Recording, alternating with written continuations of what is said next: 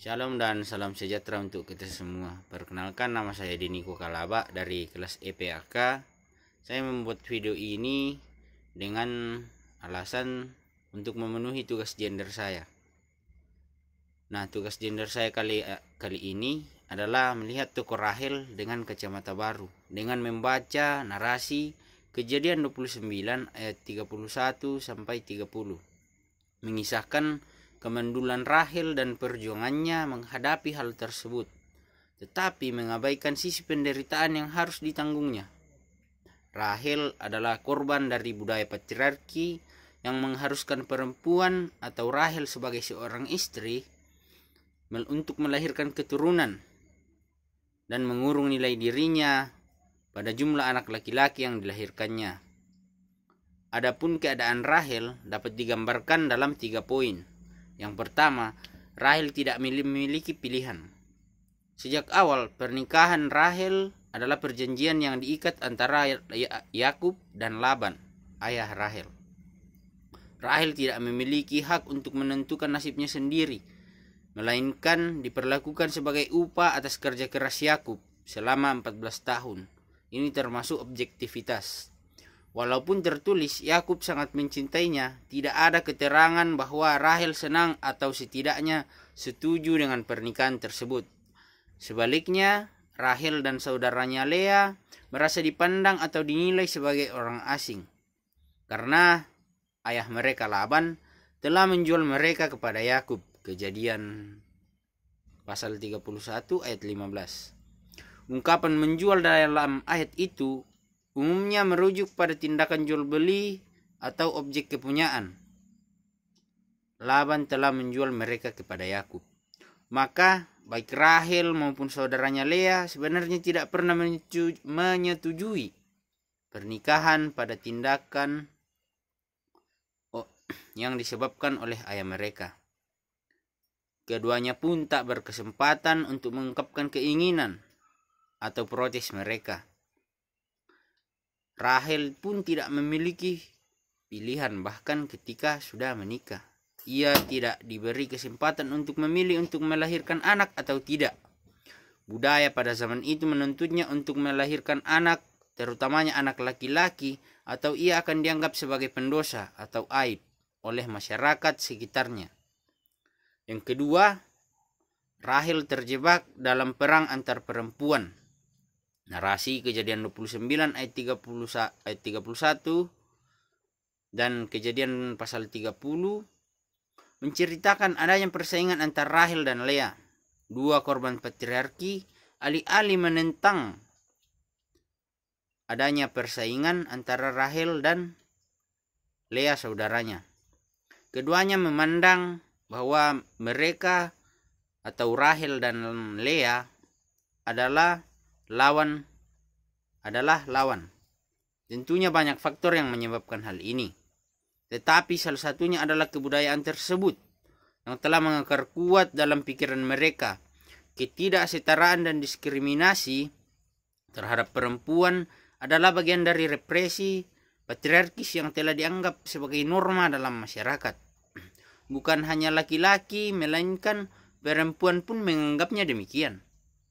Sayangnya, budaya ini sampai menghancurkan relasi antara saudara. Seperti yang terlihat dalam kisah Rahel dan Lea, keduanya diserahkan kepada laki-laki oleh ayah mereka Laban sebagai upah tanpa persetujuan mereka.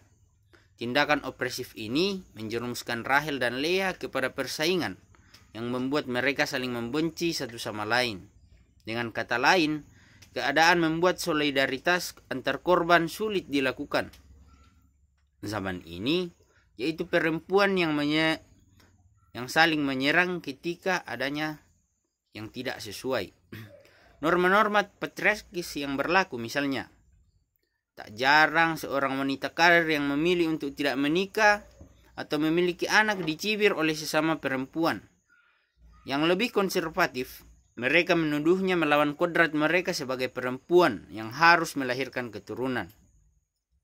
Contoh yang sulit adalah slut shaming terhadap perempuan-perempuan yang berpakaian lebih terbuka.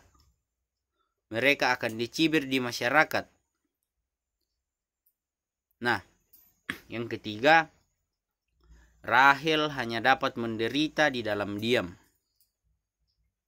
Nah, Rahel hanya dapat menderita di dalam diam. Karena yang pertama, ia dinikahkan oleh Laban ayahnya dengan Yakub tanpa persetujuan dia sendiri, dan bahkan dia pun tidak memiliki hak untuk menolak pernikahan tersebut. Yang kedua, ia harus menanggung tekanan sosial yang berat karena tidak memiliki anak. Terlebih lagi, ketiga istri Yakub yang lain berhasil melahirkan anak laki-laki. Bukan hanya itu, ia tidak menerima dukungan dari siapapun terkait keadaannya, bahkan dari suami dan keluarganya sendiri. Yakub tidak memperdulikan penderitaan Rahel ini. Sedangkan kakak-kakaknya bahkan menjadi lawannya. Walaupun tidak tertulis, Laban pun pasti tidak melakukan apa-apa untuk menolong putrinya ini. Rahel perlu berjuang sendiri untuk menyelesaikan masalahnya.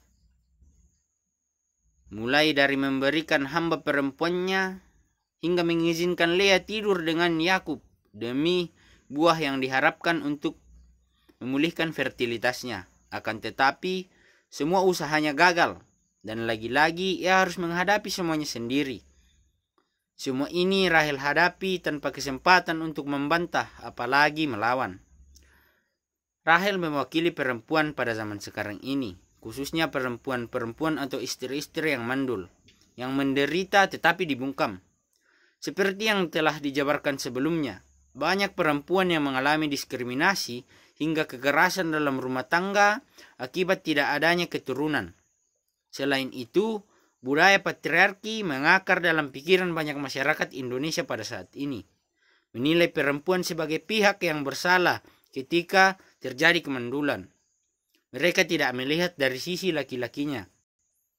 Sama dengan Rahel, sebagian besar dari mereka tidak memiliki kuasa untuk melawan. Mereka hanya bisa menjadi korban dan menanggung semua diskriminasi tersebut dalam diam. Kisah Rahel dalam Kejadian 29 ayat 30, ayat 31, dan pasal 30 dan pasal 24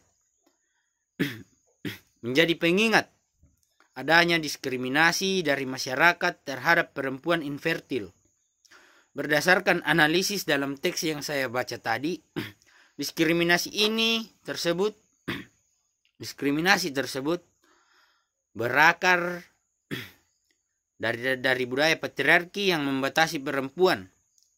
Karena perempuan di sini hanya dipandang sebagai agen penerus keturunan patrilineal. Sistem sosial yang sama masih tampak hingga saat ini, di mana para perempuan yang tidak memiliki anak, baik karena infertilitas maupun karena pilihan mereka atau child free, diperhadapkan dengan sikap represif dalam lingkungan keluarga, apalagi masyarakat. Narasi ini mengekspos objektivitas atas perempuan dalam budaya patriarki, sekaligus menuntut gereja memberikan respon teologis yang berpihak kepada perempuan infertil. Semua perempuan berharga terlepas dari kemampuan reproduksinya, bisa melahirkan atau tidak bisa melahirkan anak. Sehingga sikap represif terhadap pilihan atau keberadaan yang tidak sesuai dengan norma patriarki tidak boleh diabaikan. Gereja tidak boleh bersikap acuh, tetapi harus turut serta mendukung pembebasan perempuan infertil dari diskriminasi dengan tidak menyuburkan pemahaman patriarkis atas perempuan, apalagi ketika khotbah di mimbar, serta mengadvokasi mereka yang telah menjadi korban dari sistem sosial ini. Mungkin sekian dari hasil pemahaman saya mengenai melihat tokoh Rahel dengan kacamata baru. Tuhan Yesus memberkati kita semua. Amin.